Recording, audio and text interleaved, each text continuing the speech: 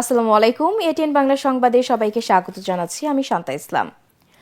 ত্রয়োদশ জাতীয় সংসদ নির্বাচনে মনোনয়ন বাতিল করে রিটার্নিং কর্মকর্তাদের সিদ্ধান্তের বিরুদ্ধে সংক্ষুব্ধ প্রার্থীদের আপিল আবেদনের শুনানি শুরু হয়েছে। আগারগাঁওয়ে নির্বাচন ভবনের অডিটোরিয়ামে এই শুনানি চলছে। প্রার্থীরা তাদের আইনজীবীদের নিয়ে হাজির হয়েছেন শুনানিতে। প্রার্থীর সঙ্গে দুজন করে শুনানি কক্ষে যেতে পারবেন। শুনানিতে উপস্থিত আছেন প্রধান নির্বাচন কমিশনার এএমএম নাসিরউদ্দিন সহ অন্য 4 নির্বাচন কমিশনার। রিটার্নিং কর্মকর্তার সিদ্ধান্তের বিরুদ্ধে নির্বাচন কমিশনে মোট 645টি আপিল আবেদন জমা পড়েছে। এই আপিলের শুনানি চলবে আগামী 18 জানুয়ারি পর্যন্ত।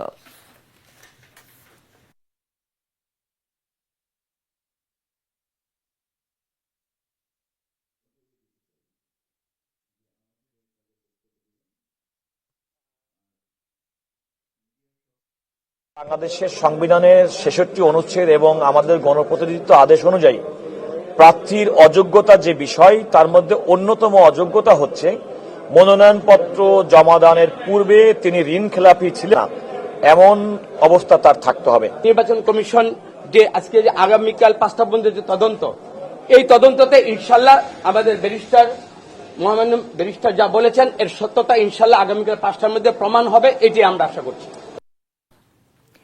দেশের বিভিন্ন সংবাদ মাধ্যমের সম্পাদক ও সিনিয়র সাংবাদিকদের সঙ্গে মতবিনিময় করছেন বিএনপির চেয়ারম্যান তারেক রহমান।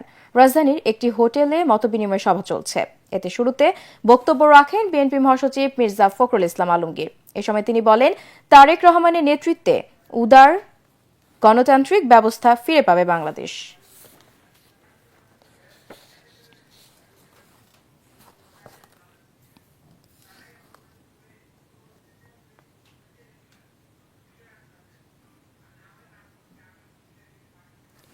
শীতে সারা দেশের জনজীবন বিপর্যস্ত হয়ে পড়েছে।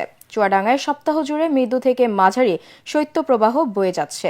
সকাল 9টায় তাপমাত্রা রেকর্ড করা হয়েছে 8.3 ডিগ্রি সেলসিয়াস। এক সপ্তাহ ধরে শৈত্যপ্রবাহ অব্যাহত থাকায় জনজীবনে দুর্ভোগ বেড়ে গেছে। রাত থেকে গুড়ি গুড়ি বৃষ্টির মতো কুয়াশা ঝরছে।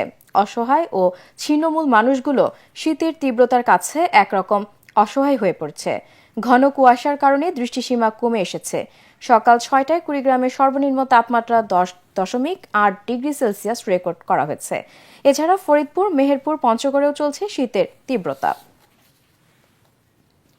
আন্তর্জাতিক ইরানের চলমান বিক্ষোভে রাজধানী তেহরানে এক রাতে 200 জনেরও বেশি বিক্ষোভকারী নিহত হয়েছেন, এমন দাবি করেছে যুক্তরাষ্ট্রের প্রভাবশালী সাময়িকী টাইম ম্যাগাজিন। তেহরানের একটি মসজিদে আগুন দেওয়া হয়েছে।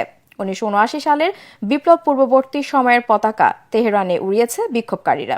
তবে আন্দোলনের মুখে ইরান সরকার কোনোভাবেই পিছু হটবে না বলে জানিয়েছেন দেশটির সর্বোচ্চ ধর্মীয় নেতা আয়াতুল্লাহ আলী খামেনি।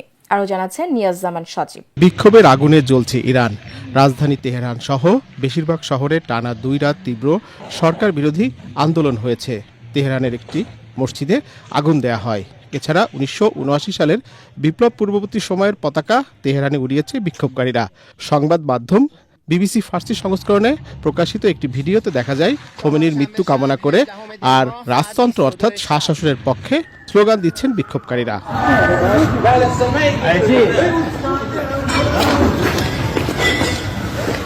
যুক্তরাষ্ট্রের প্রভাবশালী সাময়িকী টাইম ম্যাগাজিন জানিয়েছে, ইরানের চলমান বিক্ষোভে রাজধানী তেহরানেই এক রাতে 200 জনের বেশি বিক্ষোভকারী নিহত হয়েছে। বিক্ষোভকারীরা সহিংস হয়ে উঠলে গুলি ছোড়ে আইন শৃঙ্খলা বাহিনীর সদস্যরা। এদিকে চলমান বিক্ষোভের মুখে কোনোভাবেই পিছু হটবে না তার সরকার বলে জানিয়েছেন ইরানের সর্বোচ্চ ধর্মীয় নেতা আয়াতুল্লাহ আলী খামেনি। রাষ্ট্রীয় টেলিভিশনে দেয়া ভাষণে একথা বলেন তিনি। মার্কিন প্রেসিডেন্ট ডোনাল্ড ট্রাম্পের হাত রক্তে রঞ্জিত বলেও জানান তিনি। গত ডিসেম্বর শুরু হওয়া এই আন্দোলন এখন পর্যন্ত 31টি শহরে ছড়িয়ে পড়েছে।